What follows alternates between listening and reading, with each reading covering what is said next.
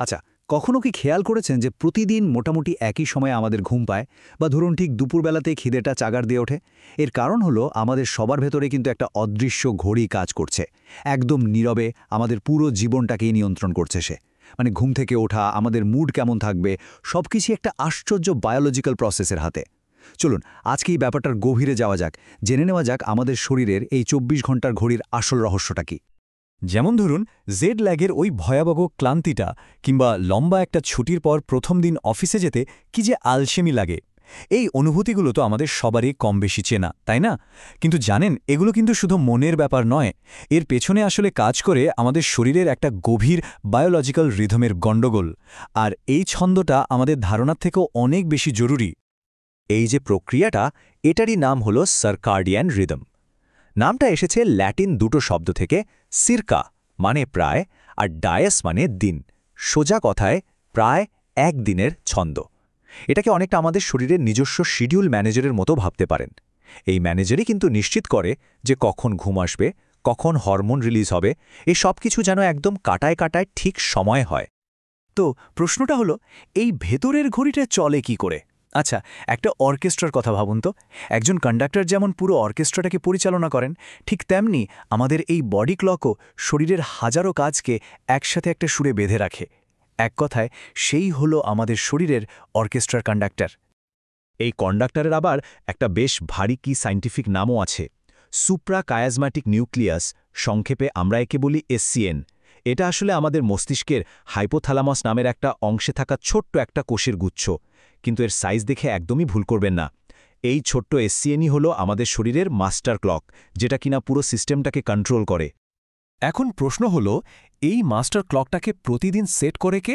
উত্তরটা খুব সাধারণ কিন্তু অসাধারণ: দিনের আলো। ব্যাপারটা খুবই ইন্টারেস্টিং। আলো যখন আমাদের চোখে এসে পড়ে, তখন সেখান থেকে একটা সিগন্যাল সোজা চলে যায় ওই এসসিএনের কাছে। আর এসসিএন তখন একটা বসের মতো পিনিয়াল গ্ল্যান্ডকে নির্দেশ দেয় যে ওকে, এখন ঘুমের হরমোন মানে মেলাটোনিন বানানো শুরু করো, বা এবার বানানো বন্ধ করো। এভাবে কিন্তু আমাদের শরীরটা বুঝতে পারে কোনটা দিনের বেলা আর কোনটা বিশ্রামের সময়। আর সবচেয়ে অবাক করার মতো বিষয় কি জানেন?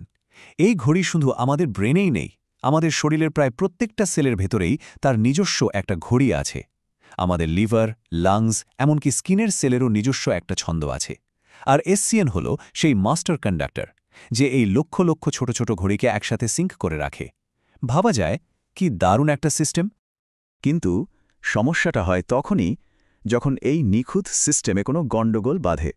আর ঠিক এখানেই আমাদের আধুনিক লাইফস্টাইলের সাথে শরীরের হাজার হাজার বছরের পুরনো এই ছন্দের একটা বড় সংঘাত তৈরি হয়।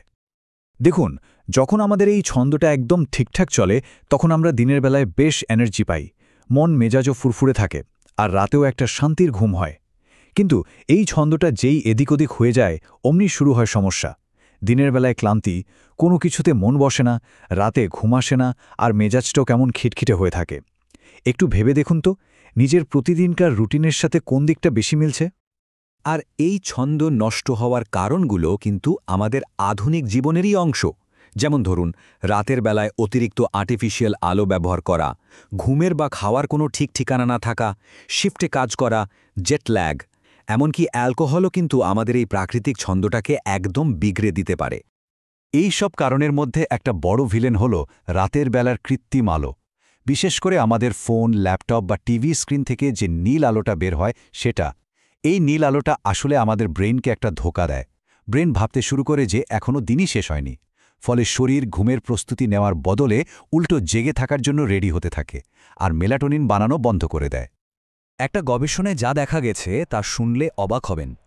এই যে নীল এলইডি আলো, এটা কমলা বা হলুদ আলোর থেকে প্রায় ৫ গুণ বেশি মেলাটোনিন উৎপাদন আটকে দিতে পারে। ৫ গুণ!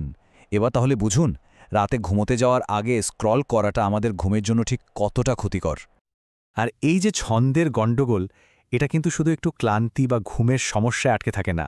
যদি এটা দীর্ঘদিন ধরে চলতে থাকে, তাহলে এর প্রভাব আমাদের স্বাস্থ্যের জন্য খুবই বিপজ্জনক, মানে ঝুঁকিপূর্ণ হয়ে উঠতে পারে। যেমন অনেক দিন ধরে সার্কাডিয়ান রিদম যদি ঠিক না থাকে, তাহলে হার্টের অসুখের ঝুঁকি অনেকখানি বেড়ে যায়। হাই ব্লাড প্রেশার বা অ্যাথেরোস্ক্লেরোসিস মানে ধমনির ভেতরে ফ্যাট জমে যাওয়ার মতো সিরিয়াস সমস্যা হওয়ার আশঙ্কা থাকে। শুধু হার্টই নয়, এর সাথে ওবেসিটি বা মোটা হয়ে যাওয়া এবং ডায়াবেটিসেরও একটা গভীর লিঙ্ক আছে।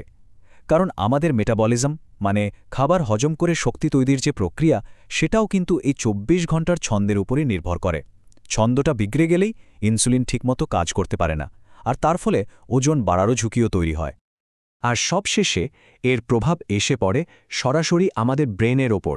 কনসেন্ট্রেশন কমে যায়, কোনো সিদ্ধান্ত নিতে অসুবিধে হয়, এমনকি গবেষণায় দেখা গেছে যারা দীর্ঘদিন ধরে নাইট শিফটে কাজ করেন তাদের ক্ষেত্রে ডিমেনশিয়ার মতো স্নায়বিক রোগের ঝুঁকিও বেড়ে যেতে পারে।